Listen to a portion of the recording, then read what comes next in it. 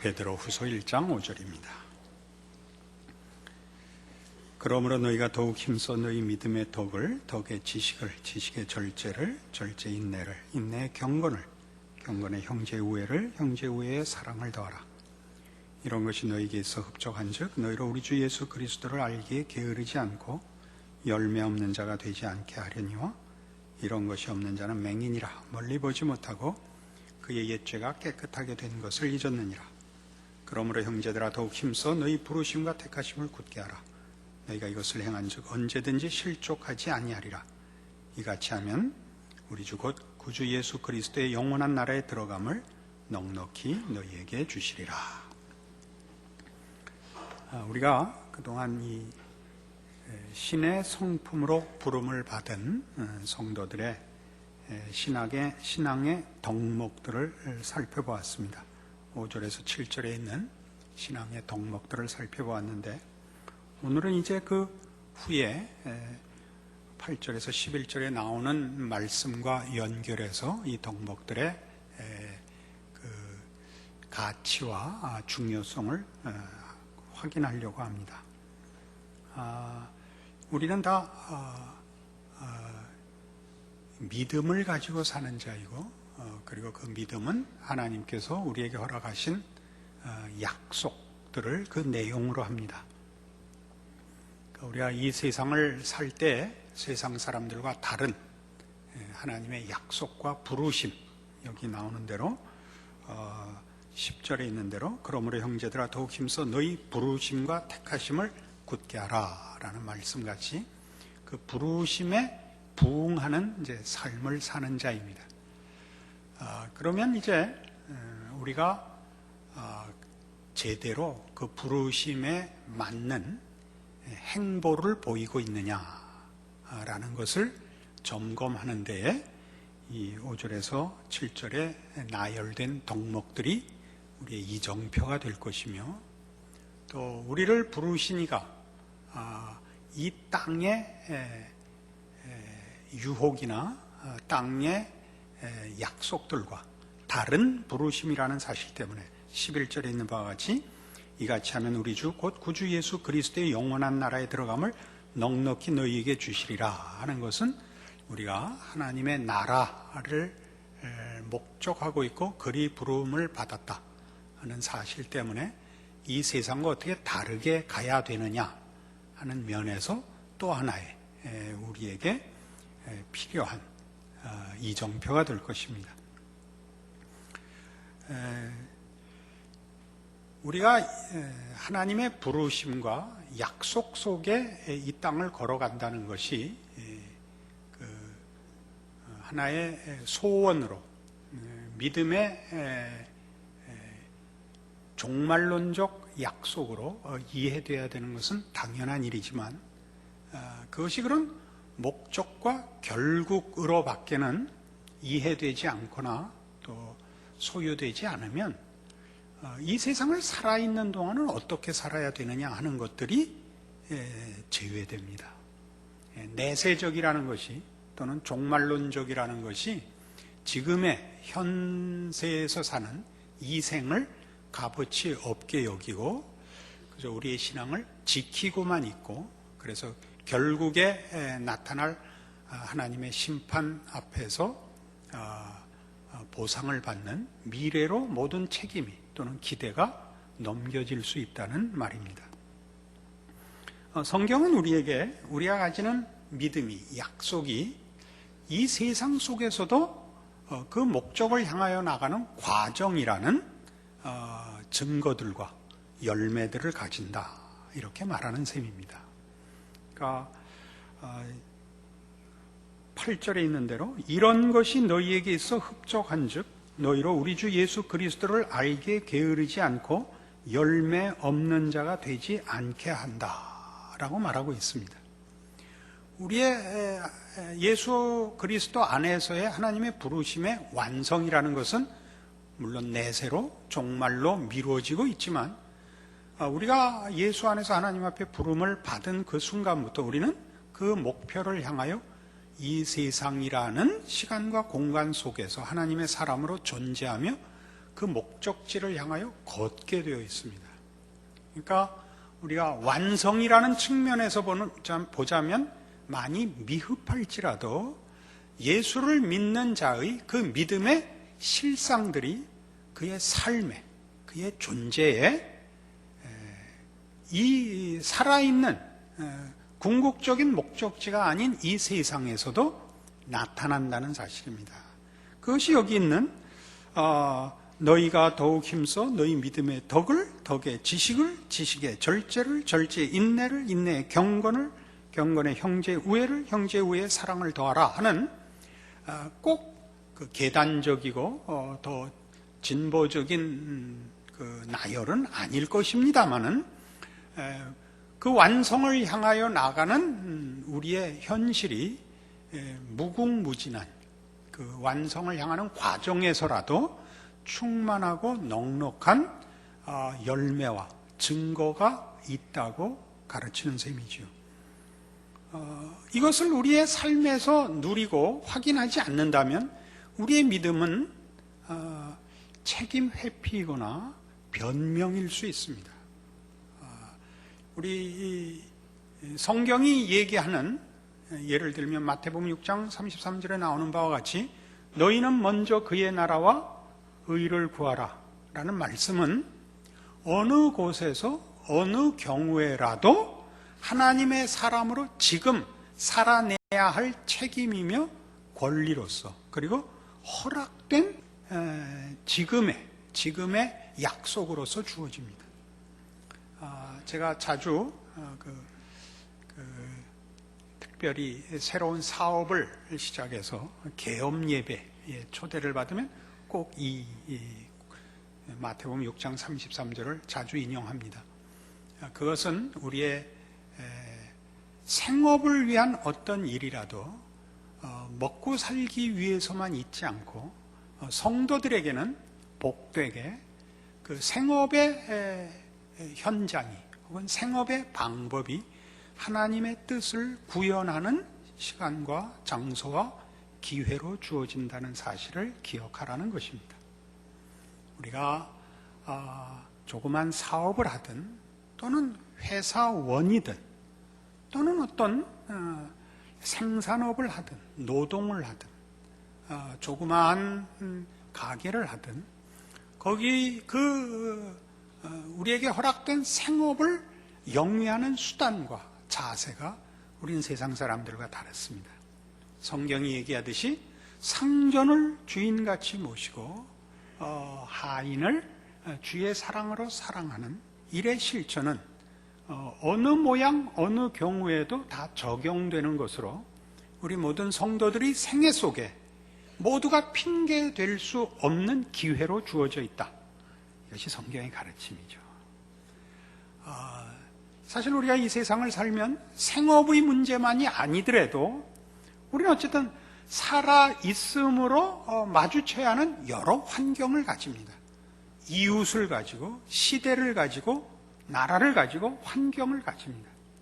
그것을 어떻게 이해하고 어떻게 대처하며 어떻게 수용하며 어떻게 반응하느냐, 모두가 다 말하자면 이런 식으로 확인되어야 됩니다.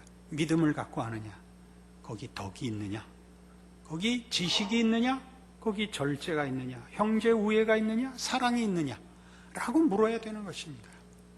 아무리 옳은 일을 할 때라도 또는 아무리 억울할 때라도 우리에게는 늘 성경이 얘기하는 이런 우리에게 허락된 약속들, 우리에게 허락된 구원과 그 목표가 추구하고 요구하는 세상 사람들과 다른 본질과 존재 방식이 있단 말이죠. 그것은 우리 잘 아는 갈라디아서 5장 22절 이하의 이 유명한 말씀에 이렇게 강조되고 있습니다.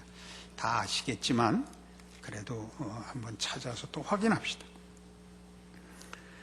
갈라디아서 5장 22절 신약성경 308페이지로 가면 성령의 열매가 나열됩니다.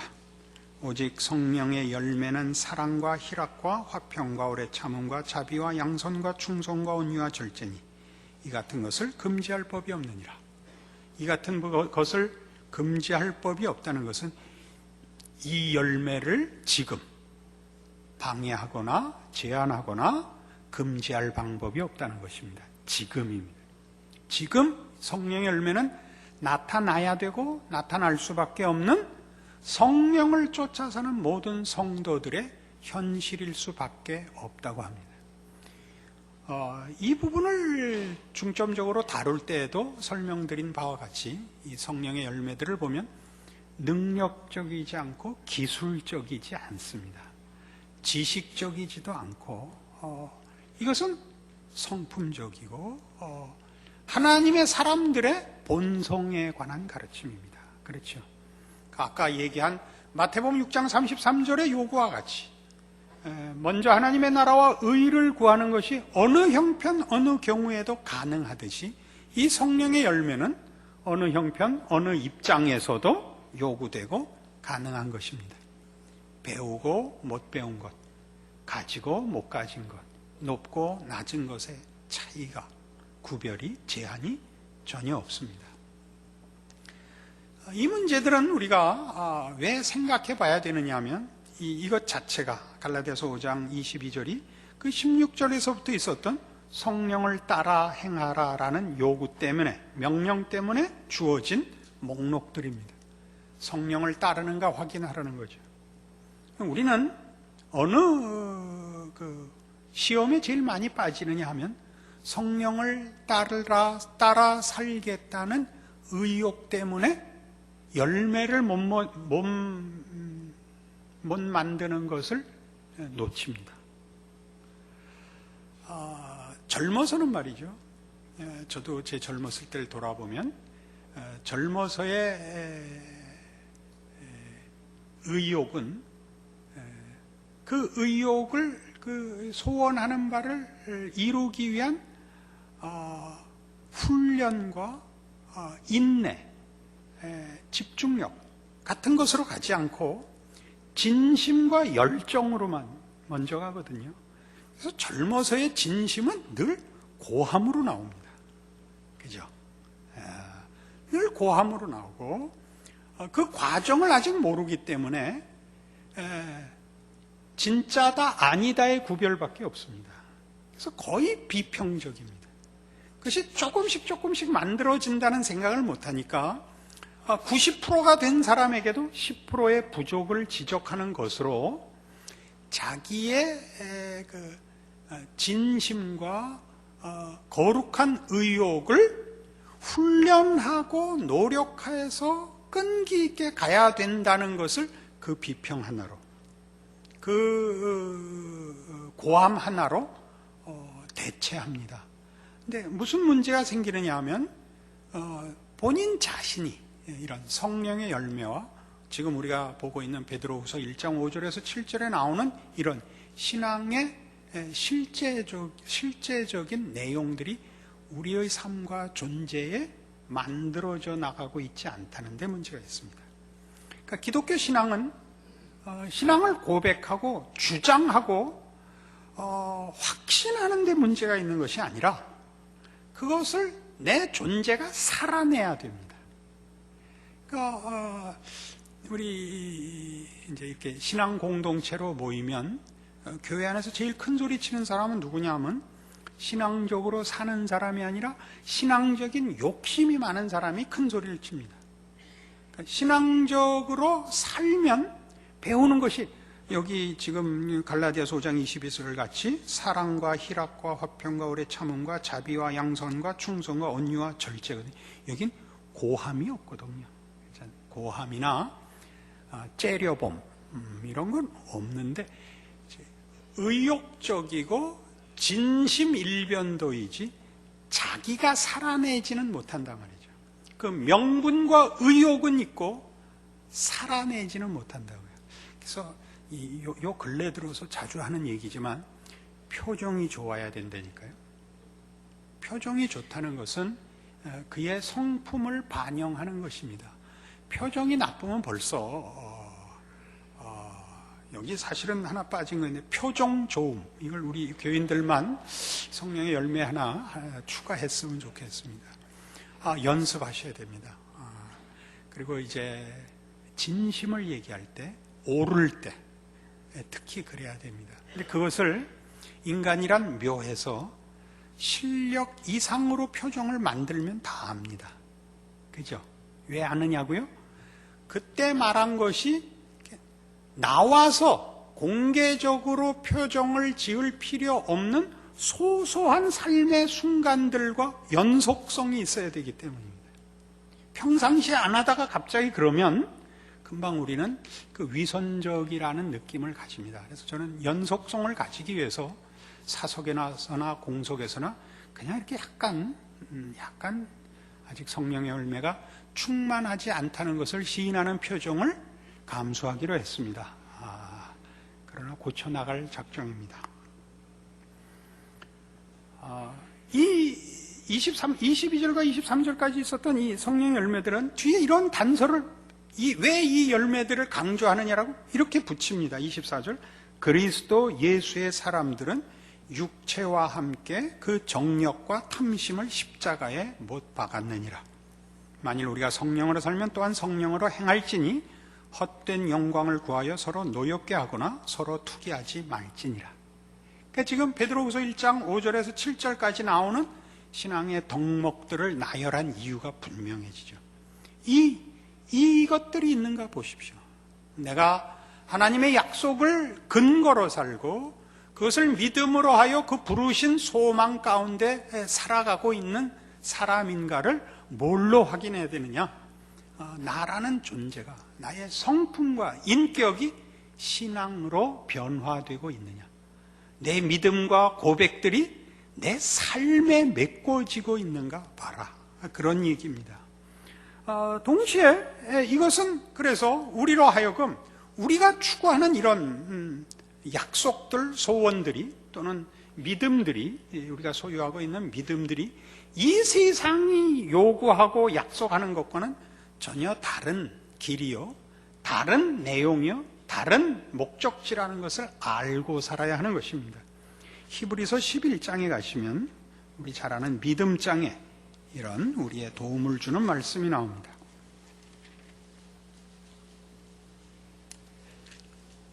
히브리서 11장 364페이지입니다. 13절부터 봅니다. 앞에 믿음의 사람들을 나열하고 이제 13절 이하의 이 말을 합니다. 이 사람들은 다 믿음을 따라 죽었으며 약속을 받지 못하였을 때 그것들을 멀리서 보고 환영하며 또 땅에서는 외국인과 나그네임을 증언하였으니 그들이 이같이 말하는 것은 자기들이 본향 찾는 자임을 나타냅니다. 그들이 나온 바 본향을 생각하였더라면 돌아갈 기회가 있었으려니와 그들이 이제는 더 나은 본향을 사모하니 곧 하늘에 있는 것이라. 이러므로 하나님이 그들의 하나님이라 일컬음 받으심을 부끄러워하지 아니하시고 그들을 위하여 한 성을 예비하셨느니라. 우리가 가는 길이, 목적지가 또는 약속된 내용들이 무엇인가를 이런 신앙의 내용들로, 그래서 자기의 인격과 성품과 삶에서 확인해야 한다면 그것이 내적인 이정표라면 외적인 이정표는 세상 사람들이 사는 것과 다르게 삽니다.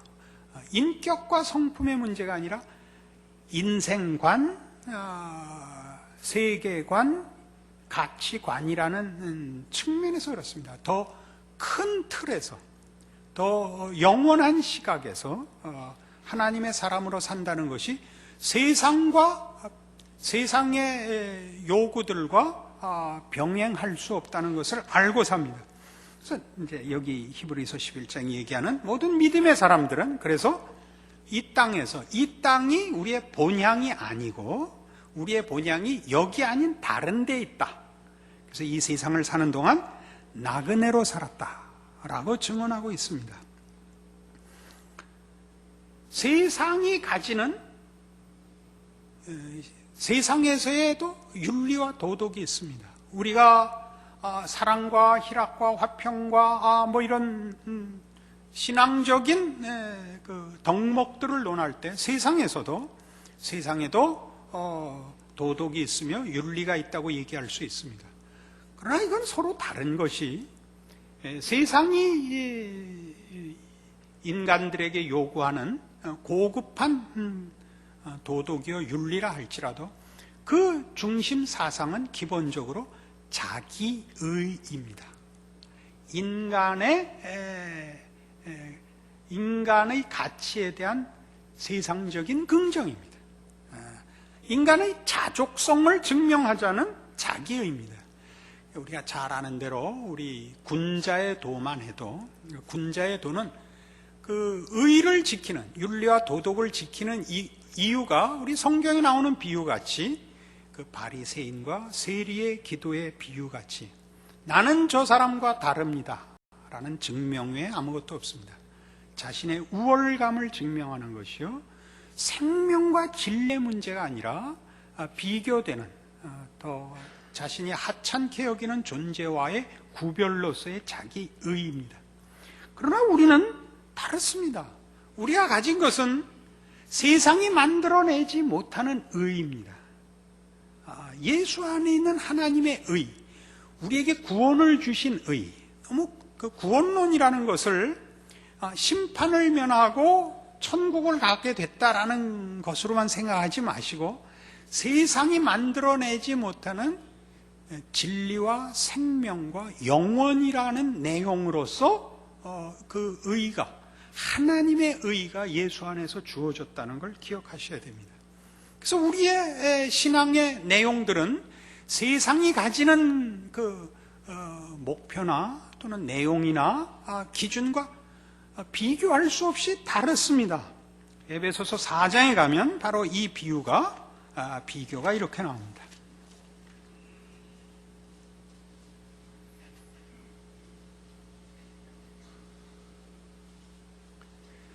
313페이지 에베소서 4장 17절. 그러므로 내가 이것을 말하며 주 안에서 증언하노니 이제부터 너희는 이방인이 그 마음에 허망한 것으로 행함같이 행하지 말라. 그들의 총명이 어두워지고 그들 가운데 있는 무지함과 그들의 마음이 굳어짐으로 말미암아 하나님의 생명에서 떠나 있도다. 그들이 감각 없는 자 되어 자신을 방탕에 방임하여 모든 더러운 것을 욕심으로 행한다 그럽니다. 이들은 허망하고 생명이 없는 자들입니다. 허망하다는 것은 진정한 내용이 없으며 생명이 없다는 것은 말 그대로 살아있지 못한 것들입니다. 죽은 의입니다. 우린 그렇지 않습니다. 20절 이하에 나오는 바와 같이 오직 너희는 그리스도를 그같이 배우지 아니하였느니라. 진리가 예수 안에 있는 것 같이 너희가 참으로 그에게서 듣고 또한 그 안에서 가르침을 받았을진데 너희는 유혹의 욕심을 따라 썩어져가는 구습을 따르는 옛사람을 벗어버리고 오직 너희의 심령이 새롭게 되어 하나님을 따라 의와 진리의 거룩함으로 지으심을 받은 새 사람을 입으라. 이렇게 나옵니다.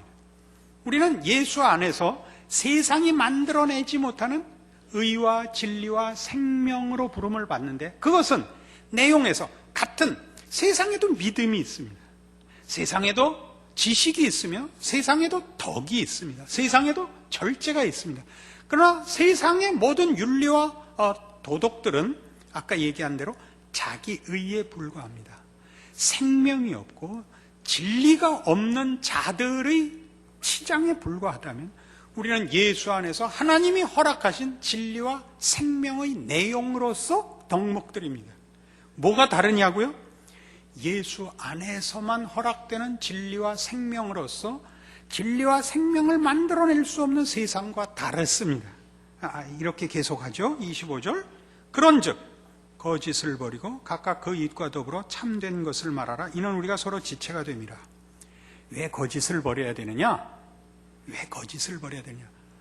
우리는 이웃을 해쳐서 우리의 이익을 채울 필요가 없기 때문입니다.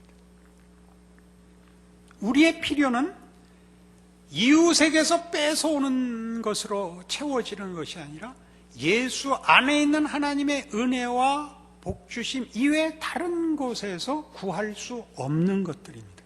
그것이 우리를 다르게 만듭니다. 성령의 열매가 세상이 말하는 윤리 도덕과 다른 것이 여기 있습니다. 세상의 윤리 도덕은 자기를 치장하는 것 외에 더할 수도 없고 덜할 수도 없는 허망한 존재의 몸부림에 불과하지만, 허세에 불과하지만 우린 그렇지 않습니다. 예수 그리스도의 죽으심이 실패일 수 없고 끝일 수 없었던 부활로 이어지는 하나님의 정말 놀라운 찾아오심이며 반전이며 허락하신 구원인 것을 우리가 누리듯이 신자된 모든 존재의 삶과 존재와 인생은 바로 이 그리스도 예수 안에서 발견되는 진정한 진리와 생명의 증거들입니다. 우리가 있는 것으로 거기에 빛이, 생명이, 진리가 존재하는 것입니다. 예수 그리스도께서 살아가신 길을 예수 그리스도로 말미암아 구원 얻은 모든 백성들이 뒤따라 그 길을 갑니다. 그 개인의 신앙의 책임과 헌신으로서만이 아니라 존재 자체로서 우리는 예수 그리스도의 빛되심과 구원하심과 은혜에 관한 증인으로, 그래서 또 하나의 빛이 되어 또 하나의 진리와 생명의 증인이 되어 살아가는 것입니다. 그래서 소중하지요. 세상이 몰라줍니다. 예수님이 이 땅에 왔을 때 빛이 어두움에 빛이 돼 어두움이 깨닫지 못하더라. 예수님이 걸으신 그때도 그랬고, 우리가 우리의 생애를 사는 현생에서는 세상이 깨닫지는 않습니다. 그러나 하나님이 예수 그리스도 안에서 우리 모두를 부르신 것 같이 우리를 통하여 모든 영혼들을 찾아가시는 것을 우리가 압니다. 그래서 우리의 신자로서의 삶은 매우 귀하고 소중하고 그 책임이 막중합니다. 그래서 여기 있는 이런 모든 26절에는 분을 내어도 죄를 짓지 마라, 마귀에게 틈을 주지 마라, 도둑질하지 마라, 자기 손으로 수고하여 선한 일을 하라, 더러운 말은 너희 입 밖에도 내지 말고 덕을 세우는 데 소용되는 대로 선한 말을 하여 은혜를 끼치라, 하나님의 성령을 근심하게 하지 말라.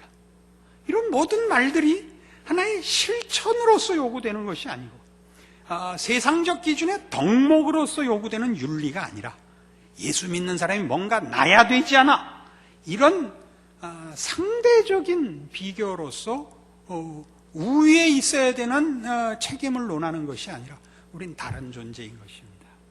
그렇게 자기를 확인하지 못하고 자기의 생애를 세상 사람과 다른 존재와 인생으로 이해하지 못하면, 우리 다시 본문으로 돌아가죠. 뭐라고 했냐면요, 1장 베드로후서 1장 9절, 이런 것이 없는 자는 맹인이라, 멀리 보지 못하고 그의 옛죄가 깨끗하게 된 것을 잊었느니라. 구원이 뭔지 잊었느니라.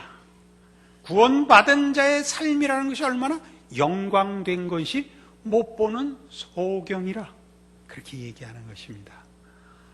여러분은 소경이라는 말은 듣기 싫을지 몰라도 혹시 눈이 하나만 있을 경우는 많이 있을 수 있습니다. 신자로 사는 것은 놀라운 것입니다. 하나님이 우리를 통하여 생명을, 은혜를 나누시며 기적을 이루시는 존재와 생애로 불렀다고 합니다. 우리 자신이 얻은 구원만도 놀라운데 우리의 구원만이 아니라 그 구원의 내용을 채워가는 기간만이 아니라 우리의 존재가 이 땅에 빛으로, 생명으로, 진리로 존재한다는 것 기억하시는 오늘의 말씀과 여러분들의 생애가 되기를 바랍니다. 기도하십시다. 하나님 아버지의 은혜를 감사합니다. 하나님의 사람으로 사는 그 영광과 책임을 확인했습니다. 우리가 신자된 것을 중단할 수 없고 우리의 믿음을 외면할 수 없습니다. 그것은 우리의 짐이 아니라 우리의 자랑인 것을 오늘 말씀으로 확인합니다. 이 말씀을 따라 우리에게 허락된 구원을 기억하고 충성하는 자들 되게 하여 주시옵소서. 예수님 이름으로 기도합니다. 아멘.